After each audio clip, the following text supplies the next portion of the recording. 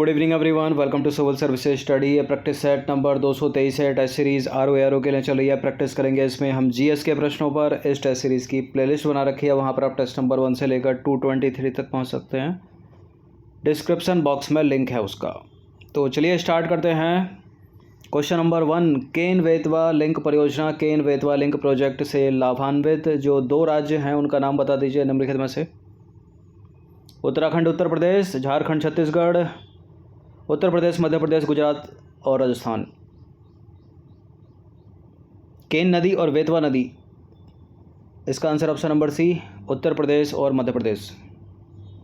देखिए, केन बेतवा लिंक परियोजना जो है वो नदियों को आपस में जोड़ने की परियोजना है। पहले भी हमने इस पर चर्चा की है। इसका उद्देश्य है उत्तर प्रदेश के सूखाग्रस्त बुंदेलखंड क्षेत्र में सिंचाई सुविधा उपलब्ध कराने हेतु मध्य प्रदेश की केन नदी के अधिशेष जल को उत्तर प्रदेश की बेतवा नदी में हस्तांतरित करना। और केन बेतवा देश की 30 नदियों को जोड़ने हेतु शुरू की गई नदी जोड़ो परियोजनाओं में से एक है। यह उत्तर प्रदेश के झांसी, बांदा, ललितपुर और महोबा जिलों में और मध्य प्रदेश के टीकमगढ़, पन्ना और छतरपुर जिलों में फैला हुआ है। दूसरा प्रश्न है, भारत का कौन सा स्थान ज्वारीय तरंगों द्वारा ऊर्जा उत्पादन के लिए आदर्श स्थिति प्रदान करता है? कच्छ की खाड़ी, खंबात की खाड़ी, लक्षद्वीप समूह, मन्नार की खाड़ी। बताइए। ज्वारीय तरंगों द्वारा ऊर्जा उत्पादन के लिए आदर्श स्थिति प्रदान करता है भारत का कौन सा स्थान? कच्छ की खाड़ी, ऑप्शन नंबर सी। देखिए, महासागरीय तरंगों का प्रयोग विद्युत उत्पादन के लिए किया जा सकता है, जिसमें संकरी खाड़ी के आर पार बाड़ द्वार बनाकर बांध बनाए जाते हैं। भारत में कच्छ की खाड़ी में ज्वारीय तरंगों द्वारा ऊर्जा उत्पादन के लिए आदर्श दशाएं स्थित हैं। राष्ट्रीय हाइड्रो पावर कॉरपोरेशन ने यहाँ पर 900 मेगावाट का ज्वारीय विद्युत ऊर्जा संयंत्र स्थापित किया है। तो सी है इसका आंसर। एक संयुक्त सैन्य अभ्यास है जिसका नाम है काजिंद। आपको बताना है कि किन 2 देशों के मध्य है ये। भारत सऊदी अरब, पाकिस्तान अफगानिस्तान, भारत इराक, भारत कजाकिस्तान। काजिंद ये भारत और कजाकिस्तान के बीच, ऑप्शन नंबर डी है इसका आंसर। देखिए, काजिंद अभ्यास भारत एवं कजाकिस्तान के मध्य संयुक्त सैन्य वार्षिक प्रशिक्षण अभ्यास है। इसे वर्ष 2016 में अभ्यास प्रबल दोस्ती के रूप में स्थापित किया गया था और वर्ष 2018 में इसका नाम काजिंद कर दिया गया। ये नंबर इस पर कॉल या व्हाट्सएप करके आप फुल टेस्ट सीरीज़ प्राप्त कर सकते हैं आर की, यानी पेड टेलीग्राम ग्रुप से जुड़ सकते हैं। अब है क्वेश्चन नंबर 4, 2 स्टेटमेंट वाला है ये। कौन सा इसमें करेक्ट होगा? अंतर्राष्ट्रीय पर्वत दिवस यानी इंटरनेशनल माउंटेन डे 11 दिसंबर को मनाया जाता है। दिसंबर यानी साल का सबसे अंतिम महीना हो गया। और वर्ष 2022 की थीम वुमेन मूव माउंटेन्स है। वर्ष 2022 की थीम वुमेन मूव माउंटेन्स है। अभी 23 चल रही है, तो 23 में तो फिर दिसंबर भी मनाया जाएगा, इसलिए 22 वाली ही थीम अभी तक काम करेगी। बिल्कुल 11 दिसंबर को ही मनाया जाता है अंतर्राष्ट्रीय पर्वत दिवस। और वर्ष 2022 की थीम वुमेन मूव माउंटेन्स है। तो करेक्ट है दोनों के दोनों स्टेटमेंट, सी है इसका आंसर। प्रतिवर्ष अंतर्राष्ट्रीय पर्वत दिवस 11 दिसंबर को मनाया जाता है। इस दिवस की स्थापना संयुक्त राष्ट्र महासभा के द्वारा वर्ष 2003 में एक प्रस्ताव पारित करके की गई थी। और इस वर्ष की थीम 22 की theme women move mountains. Question number 5 पर आ जाइए। ये इंडियन पॉलिटी का प्रश्न आ गया। निम्नलिखित कथनों पर विचार करेंगे। भारत में मतदान करने का अधिकार संवैधानिक अधिकार है नागरिकों, यानी कॉन्स्टिट्यूशनल राइट है। एक दूसरा स्टेटमेंट है, भारत में मतदाताओं को मत ना देने का भी पूर्ण अधिकार है। बिल्कुल करेक्ट है दोनों के दोनों स्टेटमेंट। भारत में मतदान करने का अधिकार या वोटिंग का जो राइट है वो एक कॉन्स्टिट्यूशनल राइट है। और भारत में मतदाताओं को मत ना देने का भी एक पूर्ण अधिकार है। और वोट करते भी नहीं है बहुत सारे लोग। क्वेश्चन नंबर, चलिए, भारत में मत करने का या वोट देने का अधिकार जो है 18 वर्ष से अधिक आयु के नागरिकों का एक संवैधानिक अधिकार है, कॉन्स्टिट्यूशनल राइट है। और भारत में मतदाताओं को मत ना देने का भी पूर्ण अधिकार है। दोनों के दोनों करेक्ट हैं। अब आ जाइए क्वेश्चन नंबर 6 पर। निम्नलिखित में से किसके पास भारत में नागरिकता यानी सिटीजनशिप के अधिकार को विनियमित करने की शक्ति है? ये तो पार्लियामेंट ही करेगी अपनी, ठीक है, बी है इसका आंसर। देखिए, संविधान का भाग 2 अनुच्छेद 5 से 11 नागरिकता यानी सिटीजनशिप से संबंधित है। हालांकि इसमें इस संबंध में ना कोई स्थायी और ना ही कोई विस्तृत प्रावधान है। यह केवल उन व्यक्तियों की पहचान करता है जो इसके प्रारंभ में भारत के नागरिक बन गए थे, यानी 26 जनवरी 1950 को।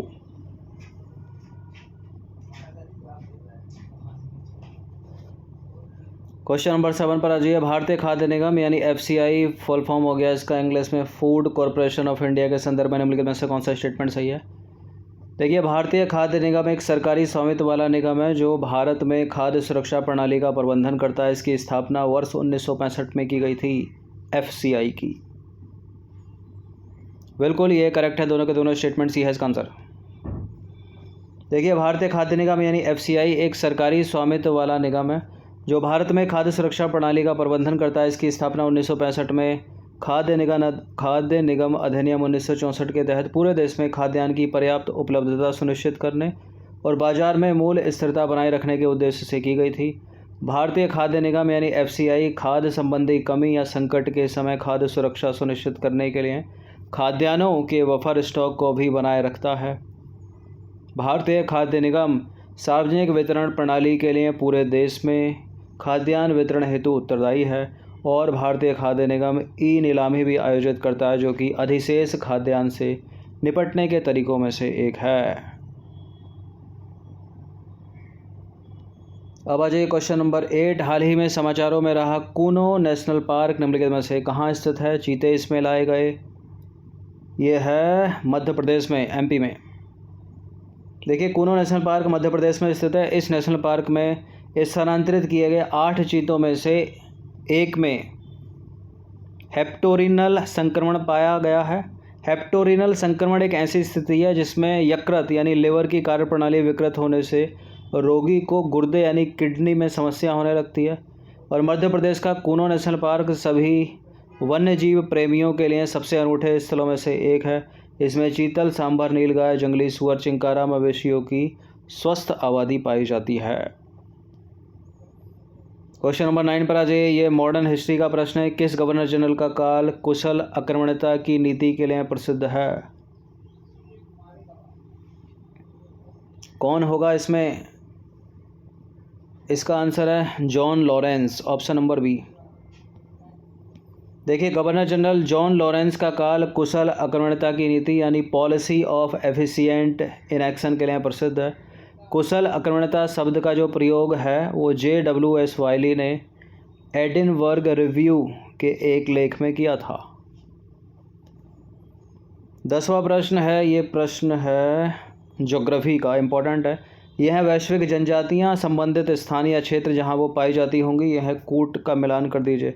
अपाचे जनजाति, बुशमैन जनजाति, मसाई जनजाति, किर्गिज जनजाति।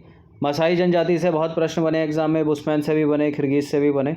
अपाचे है संयुक्त राज्य अमेरिका की। संयुक्त राज्य अमेरिका में कहाँ पर? ओक्लाहामा के मैदान में, यानी एका हो गया 2। और बुशमैन है कालाहारी मरुस्थल। मसाई है केन्या की यानी युगांडा के पठारी क्षेत्र, तो बी का हो गया 4, यानी इसका आंसर सी हो गया और सी का हो गया 3। ठीक है, मसाई हो गए युगांडा के पठारी क्षेत्र और किर्गिज़ हो गए किर्गिस्तान यानी मध्य एशिया, और डी का हो गया 1, तो सी हो गया इसका आंसर। देखिए, अपाचे जनजाति जो है वो संयुक्त राज्य अमेरिका के ओक्लाहामा के मैदान में रहने वाली लुप्तप्राय जनजाति है। बुशमैन दक्षिण अफ्रीका के कालाहारी मरुस्थल में निवास करते हैं। मसाई जो है वो टंगानिका, केन्या और पूर्वी युगांडा के पठारी क्षेत्रों में घुमंतू पशुचारक के रूप में जीवन व्यतीत करते हैं। और किर्गिज जनजाति जो है मध्य एशिया में किर्गिस्तान में पामीर पठार एवं तयान शान पर्वतमाला में निवास करते हैं। कुछ अन्य हैं जैसे कि वुद्दू जनजाति से भी सवाल बनता है एग्ज़ाम में, जुलू से भी बनता है, अफरीदी से भी बनता है, सेंटिनली। सेंटिनली तो भारत की है, भारत के अंडमान निकोबार की लुप्त होती प्रजाति है। अफरीदी की बात करें तो पाकिस्तान में सफ़ेद कोस्ट से पेशावर तक रहने वाली ये पख्तूनी आदिवासी है। जुलू की बात करें तो दक्षिण अफ्रीका के नटाल क्षेत्र के निवासी हैं। और बद्दू की बात करें तो अरब के उत्तरी भाग के हमद और नेफद मरुस्थल में कबीले के रूप में घुमंतू जीवन व्यतीत करते हैं। क्वेश्चन नंबर 11 पर आ जाइए। JS वर्मा समिति निम्नलिखित में से किससे संबंधित है? JS वर्मा समिति का संबंध है कार्यस्थल पर यौन उत्पीड़न अधिनियम, डी है इसका आंसर। देखिए JS वर्मा समिति या कमेटी कह लो इसको, कार्यस्थल पर यौन उत्पीड़न अधिनियम से संबंधित है, जिसने वर्ष 2013 की शुरुआत में लैंगिक कानूनों पर सौंपी गई रिपोर्ट में कार्यस्थल पर यौन उत्पीड़न विधेयक में महत्वपूर्ण बदलाव करते हुए राज्य स्तरीय रोजगार अधिकरण की स्थापना की सिफारिश की थी। तो सीधे सीधे याद रखिएगा, एग्जाम में इस तरह के प्रश्न पूछ लिए जाते हैं। सीमा सुरक्षा बल यानी BSF, बॉर्डर सिक्योरिटी फोर्स इसको बोलते हैं इंग्लिश में, कब हुई थी इसकी स्थापना? 1947, 1965, 1962, 1971। यह हुई थी 1965 में। ऑप्शन नंबर बी है इसका आंसर। देखिए सीमा सुरक्षा बल का गठन भारत पाकिस्तान युद्ध के पश्चात 1965 में हुआ और यह गृह मंत्रालय के प्रशासनिक नियंत्रण के तहत भारत के 7 केंद्रीय सशस्त्र पुलिस बलों में से एक है। ठीक है, इसके लिए हाल ही में गृह मंत्रालय के द्वारा सीमा सुरक्षा बल के जवानों के लिए प्रहरी मोबाइल एप्लीकेशन भी लॉन्च किया गया है और इस ऐप के माध्यम से सेना के जवान अपने मोबाइल पर व्यक्तिगत जानकारी तथा आवास तथा अवकाश संबंधित जानकारी प्राप्त कर सकेंगे। प्रहरी मोबाइल एप्लीकेशन। क्वेश्चन नंबर 13 पर आ जाइए। क्वेश्चन नंबर 13 दो स्टेटमेंट वाला है। भारत में बाघ संरक्षण से रिलेटेड दो स्टेटमेंट है यहाँ पर।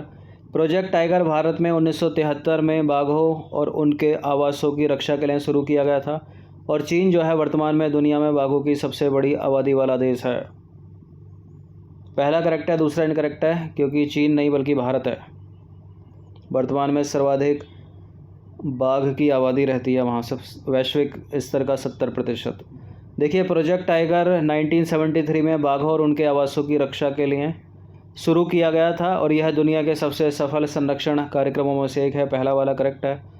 और भारत में दुनिया में बाघों की सबसे बड़ी आबादी है। भारत में दुनिया की 70% बाघों की आबादी है और अप्रैल 2023 में भारत के प्रधानमंत्री ने 3167 बाघों का अंतरिम अनुमान जारी किया था भारत में, जो कि सर्वाधिक है किसी देश में,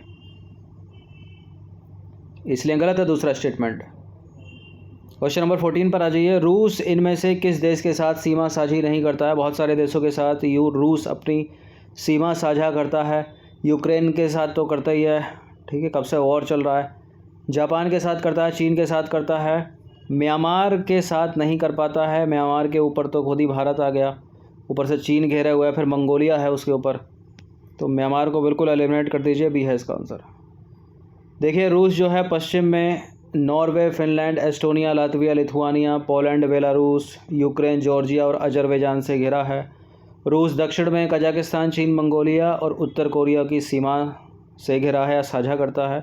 इसके अतिरिक्त रूस जो है समुद्री सीमाओं को भी साझा करता है, जैसे स्वीडन के साथ, जापान के साथ और बेरिंग जलसमूह के पार अमेरिकी राज्य अलास्का के साथ।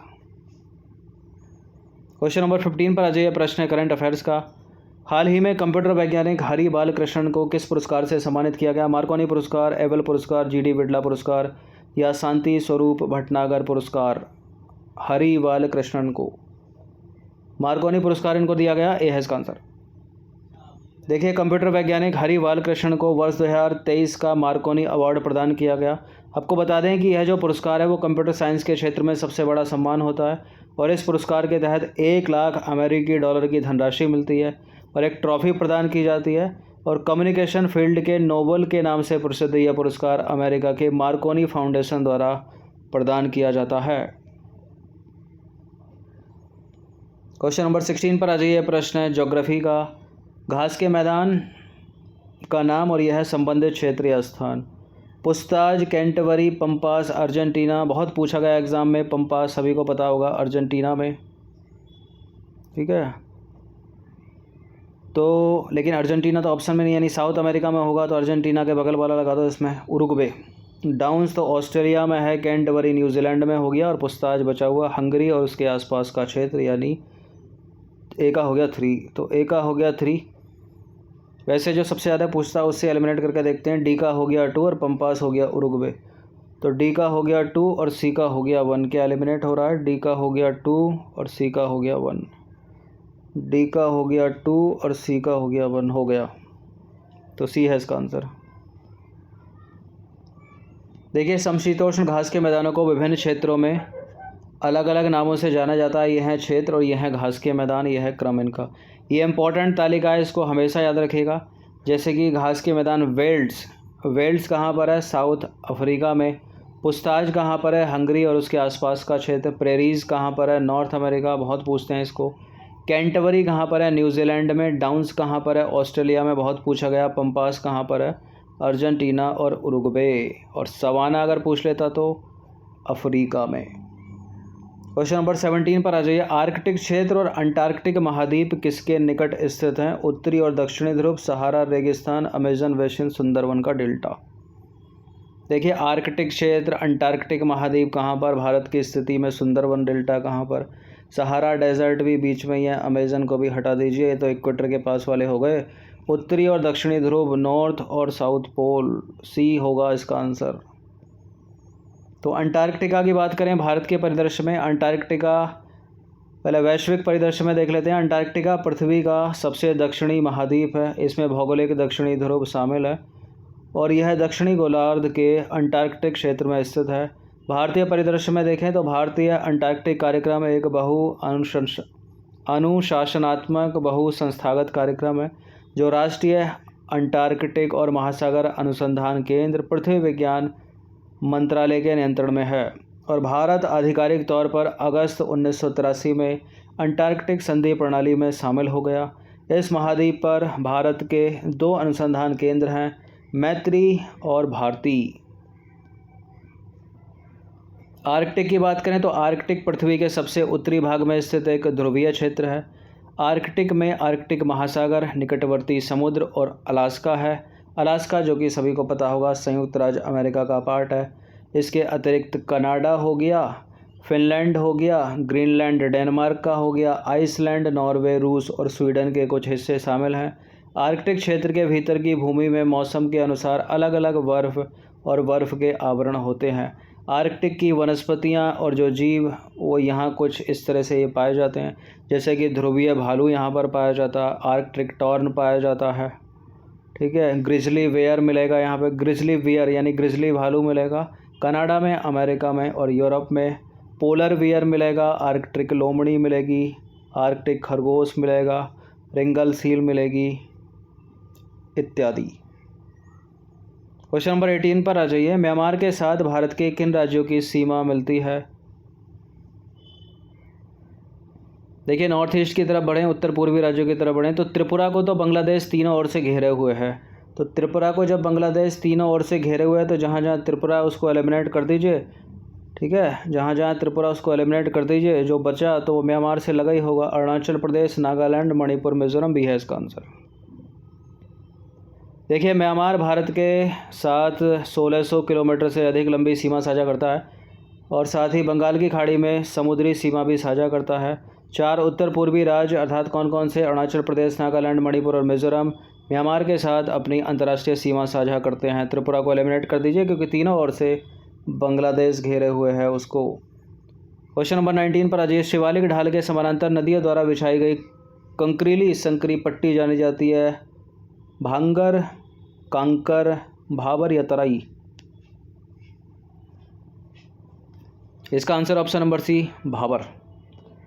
देखिए, शिवालिक के ढाल पर नदियां 8 से 16 किलोमीटर की विस्तृत पेटी में कंकड़ जमा करती हैं और इसे भाबर कहते हैं और इस पेटी में नदियां जो है लुप्त हो जाती हैं। अब तराई की बात करें, भाबर पेटी के दक्षिण में फिर से नदियां निकलती हैं, यहाँ नम और दलदली क्षेत्र बनता है और इस क्षेत्र को बोलते हैं तराई क्षेत्र। क्वेश्चन नंबर 20 पर आ जाइए। हिमालय की निम्नलिखित चोटियों में से जो नेपाल में ना होकर किसी और देश में है, यानी कहाँ पर है? भारत में है, वो उसी को पहचानना है। जो नेपाल में नहीं है वो कौन सी है इनमें? मकालू, अन्नपूर्णा, धौलागिरी, कामेट। मकालू नेपाल में, अन्नपूर्णा नेपाल में, धौलागिरी नेपाल में, कामेट है भारत में, भारत के उत्तराखंड में और यही आंसर हो जाएगा ऑप्शन नंबर डी। देखिए, कामेट पर्वत जो है वो भारत के उत्तराखंड राज्य के गढ़वाल क्षेत्र में नंदा देवी पर्वत के बाद सबसे ऊंचा पर्वत शिखर है। यह उत्तराखंड राज्य के चमोली जिले में तिब्बत की सीमा के निकट स्थित है और यह भारत में तीसरा सबसे ऊंचा शिखर है। तो ये मिश्रित सब्जेक्ट के मतलब अलग अलग सब्जेक्ट के कुछ मिश्रित प्रश्न थे 20। इनकी प्रैक्टिस आप 1 से 2 बार कर सकते हो। इन सभी प्रश्नों का फुल टेस्ट PDF सीरीज़ प्राप्त कर सकते हो नंबर इस पर कॉल या व्हाट्सअप करके, जो मिलेगा आपको पेड टेलीग्राम ग्रुप में। हर दिन प्रैक्टिस करते रहिएगा। सिविल सर्विसेज स्टडी चैनल को सब्सक्राइब रखिएगा। धन्यवाद।